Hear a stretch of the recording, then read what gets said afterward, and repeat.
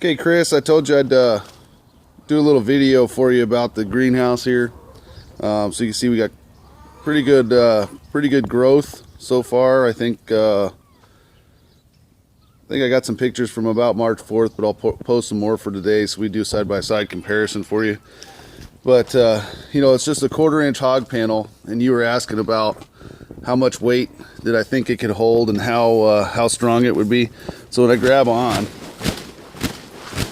I mean, I'm pulling pretty hard on it. I'm not putting my full weight, but you know, I mean, it's pretty good weight. And you'll notice now, this is the last shelf I've got in here hanging from paracord. So you see things are swinging back and forth. But what I like about this is when the wind blows in from the side, the whole thing shakes, you know, side to side, and then it returns, you know, back to you know, straight up and down. So I like the fact that it does flex a little bit if there's wind, or you know, if something bumps into it or anything like that. But I think, at least for what I have purposes, like we kind of went back and forth with a little bit before, it's going to work great. So if you look at the top, you've got a seam right here, and then on the other side I'm going to do another seam along that row right there. So then this section will just be open. That'll allow, you know, a lot of the heat coming in. Right now it's let me see here, it's almost 90 degrees in here. Humidity is pretty low because I haven't watered it or anything since last Saturday, so it's been almost a week. So I've been using Saturdays as a, you know, really soak everything down, saturate it, and you know, it lasts, you know, pretty good week or whatever, so it should be fine. But so I'm going to allow that section in the top to be opened up. Heat will get out, a little bit of sunlight will come in, so it'll be, you know, kind of protected on this side, and then a little bit here from the direct sun, until they can kind of get used to you know, the full, you know, UV of the, you know, Phoenix desert sun.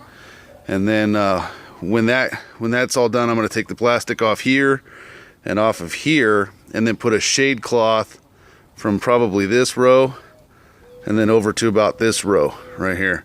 So then the top, you know, I don't know, almost 40% will be covered with that shade cloth. I don't know if I want to do a 60% sun, 40% shade, or if I want to do a 50-50 just yet.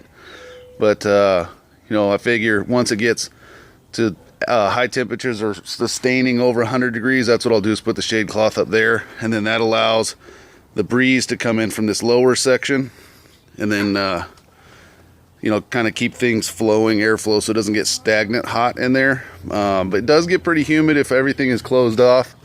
Right now I have this little section right here pushed back so that a lot of the humidity can come out from where the door is. So, you know, close the door, and it blocks everything except for this top 2 rows.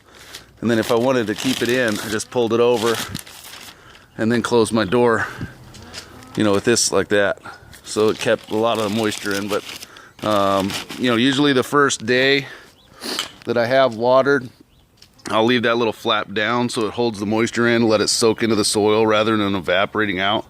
And then after that I push it back so some of it can get out.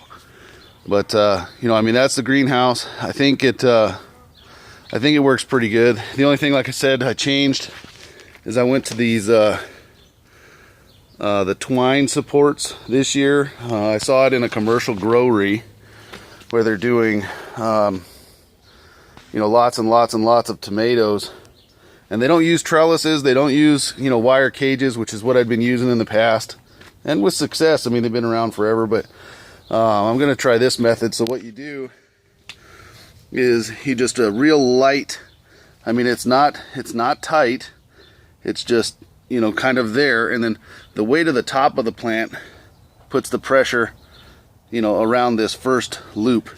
So I mean, you can see it just hangs down here, and then as the plant grows up, you can loosen this so you're not strangling the plant with its own weight. But this section up here is where the weight is, so that holds, you know, as it goes up. So now, like this one, what we'll end up doing is, because this has grown since I put it on down here, so I don't know, 4 inches, 5 inches in the last week. So then what we'll do is we'll just take this and, you know, wrap the plant around the twine one more time. I may have to wait just another couple of days, but so then, you know, as you go up, you just would wrap this around to come through here, and then as this grows, this section right here grows higher, you would come around this one, and then as this grows, you know, you just keep making your way around for support.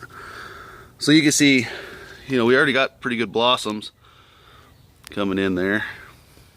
But anyway, I told you I'd do a video for you, kind of explaining, you know, what I'm using. Like I said, I'm going to try this twine method this year, and go from there. But this is my little lettuce patch. This is the Tender Crisp, and I picked all of this down to the ground last week, and it's probably back to I don't know, maybe 10 inches, maybe a foot tall, a little bit taller in a couple places, and so it grows, you know, it grows pretty quick. So about every week I harvest that whole little section. Then I got a romaine there finally, and a couple little more here.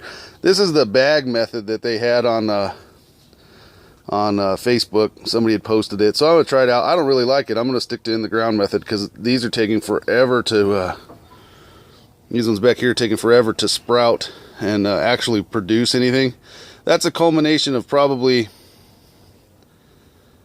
3 weeks, almost a month worth of trying to get stuff to grow in the bag. And then same with this one here. They were planted at the same time and then replanted, or reseeded I should say. And I don't think I really like that method, so I'll stick to putting them in the ground. Some people, they've had success with it. I just haven't. Could be just the type of soil in the bag too, although it's supposed to be potting soil. Here we have broccoli. I got a real late start with the greenhouse, but you know, here we got broccoli, and it's probably, that one's probably a little over 2 feet tall as far as the leaves go. I don't really have any heads growing in there yet. Like I said, they've only been in the ground for, you know, not too terribly long. And then more broccoli here, and then this is kohlrabi, Kohlrabi. It's pretty good. If you've never had it, you're kind of missing out. It's got a tastes like the stem of a broccoli. That's the closest thing I could tell people what it kind of tastes like. But if you haven't had it, try it. This is a different version. This is a specialty version that I'm trying. We'll see how it turns out, and then I'll give you reviews on it. But then you've got white Viennas here, all kohlrabi.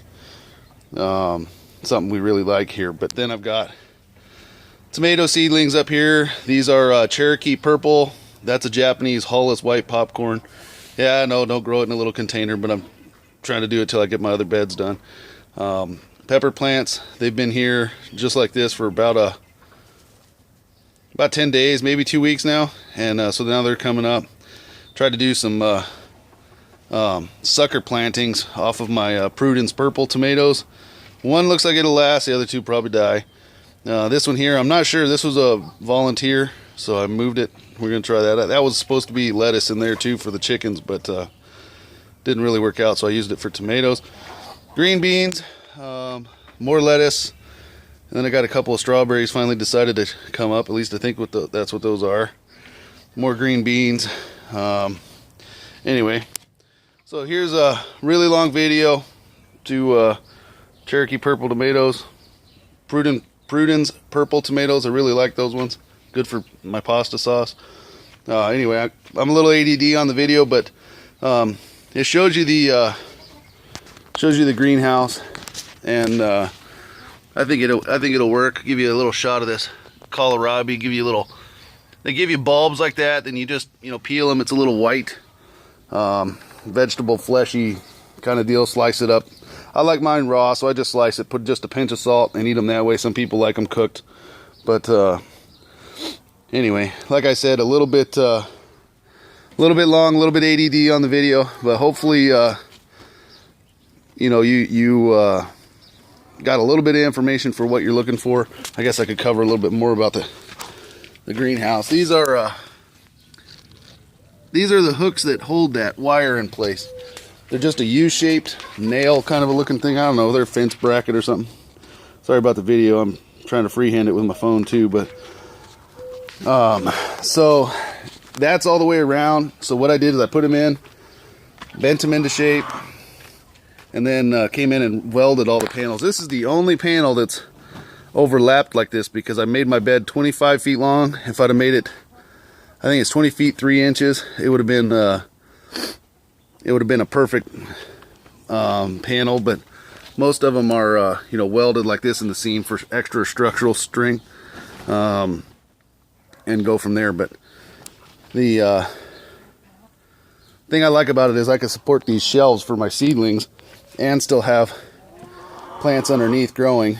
I removed the shelves off this side because the tomato plants are, that one's almost 3 feet tall, I think, pretty close. Maybe just a little bit shy, a couple, 1 or 2 inches, but that's pretty close. So the shelves are nice because it still gives you a path down the middle, and you got 25 feet on this side for shelf and 25 feet on this side for shelf for all my little seedling trays and stuff. At one time I had, I don't know, probably close to 600 little seedlings in here, in the bigger trays, and then the little small seedling trays where the tomatoes are at right now. But I think all said and told, it's probably close to 300 pounds of dirt with water and everything in it and all the plants. So it held a pretty good amount. So I don't think that there's any issues with that. The only thing I will say though is if you're going to put plastic on, when you put your panels in, make sure that the long runner that starts, if you lay the panel down, you got the ones that go across the panel for the height. Like if you were to stand it up 16 feet long and then 52 inches high, kind of how they're made for, I guess. The short ones that go up and down, make sure those are on the inside of the greenhouse. So the long one, they will, once you bend it in place, the long one will go all the way around like this, the 16 foot. Make sure that's on the outside, so then the plastic rides. This is a really bad video, but then the plastic rides on the top where it's smooth across all these little welds. So it rides smooth across there. It doesn't really matter until you get to like these joints right here, because these little pieces can catch the plastic if you try to pull it over, and you got to pull the plastic on this side. So this little corner could catch and scratch or rip or tear your plastic. So if you put the long one on it, on the outside, it's a smooth surface, and then all the welds are underneath, and the plastic will be protected from that as you slide it, you know, over.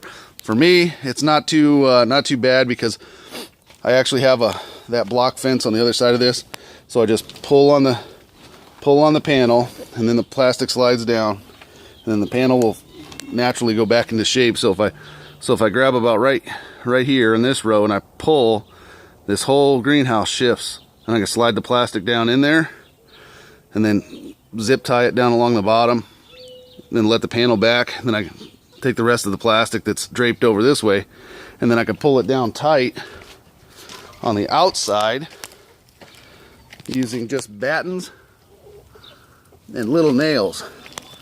So I can, you know, pull this plastic down and then nail this batten down, and it'll hold the plastic in place, so you don't have it, you know, going anywhere.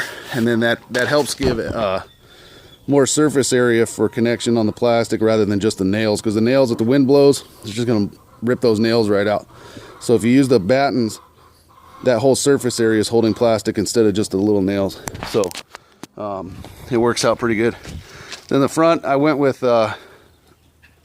1x1 square 14 gauge wire, just because I have that with making cages and traps and whatnot. So I decided to use that. Probably a little bit expensive for what we actually needed there, but could have got away with the 1x2 or what is that, fence paint, like this stuff right here, 2x4 square. This is my old tomato cages, wadded up for the season and stashed away. But so I could have probably put that on this section, and then on the door But I went with that just because I had it, you know, a lot of it laying around for the cages and stuff. So anyway, let me know if you have any questions. I will gladly do more pictures or videos or whatever to answer whatever questions I can about the greenhouse. But the rest of my yard's pretty tore up. I'm going to be putting 2 planters, one here and then one right there in line with this planter box. And then I got my raspberries and stuff back there, and then this section right here will be another planter that will you know, be in line. So there'll be 4, one here, this one in the front, and then one in the back up against the wall. Those will be hopefully finished by the weekend. But grapes, all my little chickens running around. Anyway, so I'm gonna get back to work. If you need, give me a question, you know, give me a call or text or message me, and I'll do what I can for you. All right, thanks. We'll talk to you later.